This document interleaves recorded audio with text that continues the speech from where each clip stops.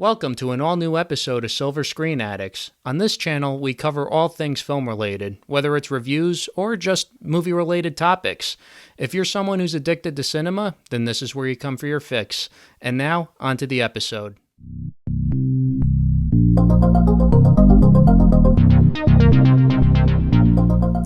In this episode, we'll be jumping into Alfred Hitchcock territory, and the film I'll be talking about is Rope. It was Hitchcock's first color film, and it came out in 1948. Right off the bat, I have to say that this is one of those films that's not met with enough praise. Most people I talk to have never even heard of this film, and that's including Hitchcock fans. And it's a shame because I think it's one of Hitchcock's best films.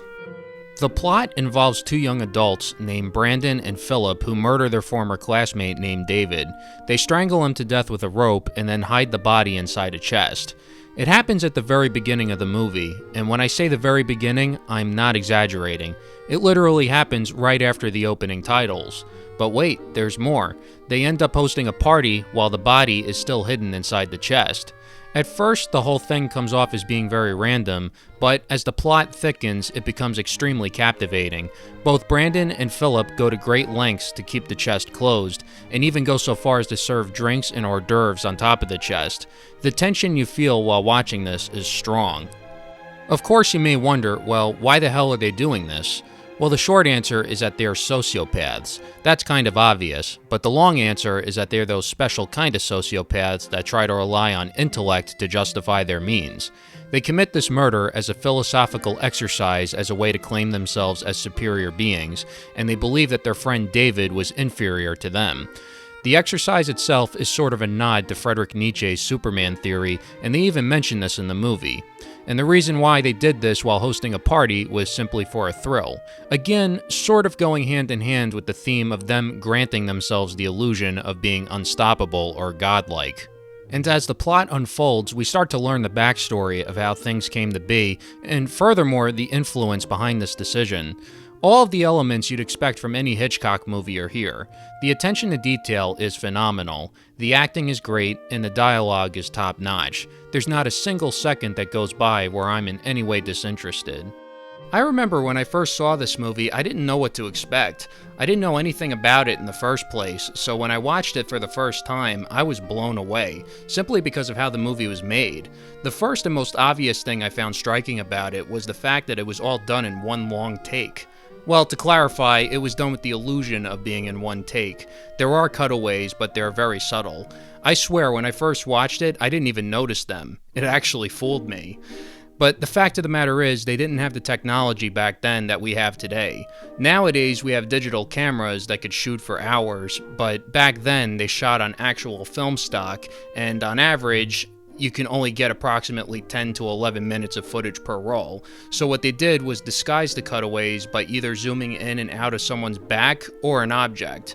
There are some cutaways that are abrupt, but you may not even notice them because you're so engulfed by the story. The cast and crew showed a tremendous amount of dedication. The fact that they had to memorize their performances so well, and the fact that they had to keep them going for such long takes, really earns my respect. The whole thing sort of works out like a play, which is appropriate because the film is based on a play which bears the same name. The film also reminds me of Rear Window, and it goes in a similar direction where the entire thing takes place in one apartment. Although interesting to note, Rope actually predates Rear Window as it came out 6 years earlier. In a lot of ways, I feel like it serves as a prototype to Rear Window in terms of its directing style. The film is so old now that I highly doubt that any of the people involved with it are still alive, but in many ways, I feel like it's really ahead of its time. Of course, I wouldn't go so far as to say that the movie is absolutely flawless. It is one of those movies where you'll find yourself shaking your head at some of the decisions that the characters make. But truth be told, the story itself is not where the movie's strength lies, or at least in my opinion.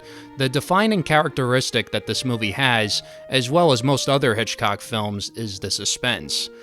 The anxiety you feel throughout this movie is unbelievable because you're constantly expecting someone to just walk over and open that chest. And there are a couple of scenes where it almost happens and it puts you at the edge of your seat like, holy shit. But that's just because of how tense this movie gets. We all know that the plan can either go perfectly or it could go horribly wrong, and there's no in between, it's one or the other. And I'm not going to spoil it, but I will say one thing without giving too much away. My favorite part of the whole movie is the ending. The last, 30 seconds of the movie and the last shot before the ending credits is absolutely chilling, and it's one of those things that will never leave my memory. In conclusion, not only do I think that this is a great film, but I also think that any aspiring filmmaker can watch this movie and take lessons from it. The film is low budget, the production value isn't up to Hollywood standards, or at least nowadays it isn't, and it's the type of film that anybody can make. Literally, a college student could grab a bunch of friends and shoot a movie like this in their room, and all you really need is some imagination and a good concept that'll keep the audience hooked. Alfred Hitchcock was very much ahead of the curve. He knew that you don't need a multi-million-dollar budget to make a good movie, and he could have if he wanted to. After all, he was able to hire some of the biggest celebrities in Hollywood at the time, like Cary Grant and Jimmy Stewart, but he understood that same sort of philosophy that Bruce Lee had, that simplicity is the key to brilliance. Hitchcock would often experiment and try different techniques that no other filmmaker would try, and it would be just to break that mold of what everyone considered the norm at the time. It's especially present with films like this, Rear Window, and Psycho, and little did anyone know the techniques he'd use would become influential to an endless generation of filmmakers, as we see these techniques used not only in a countless number of horror films, but even comedies and action films. And you guys may think I have a couple of screws loose for saying this, but I find a movie like Rope more captivating and more interesting than any Avenger movie or whatever crap that gets released in theaters today. People tend to have this false notion that the more money and more explosions you put into a movie, the better it'll be. But the fact of the matter is, there's no guarantee that a movie with a 9-figure budget will necessarily be better than a film with a 5 or even 4-figure budget, and a lot of people in the film industry have lost sight of that. With any form of art, it's not about the money you throw at it, it's about the thought you put into it. And with that said, that's my review of the movie Rope. If you still haven't seen it, then what are you waiting for? You gotta check it out, especially if you're a Hitchcock fan. It's one of those movies you shouldn't go through life without watching at least once.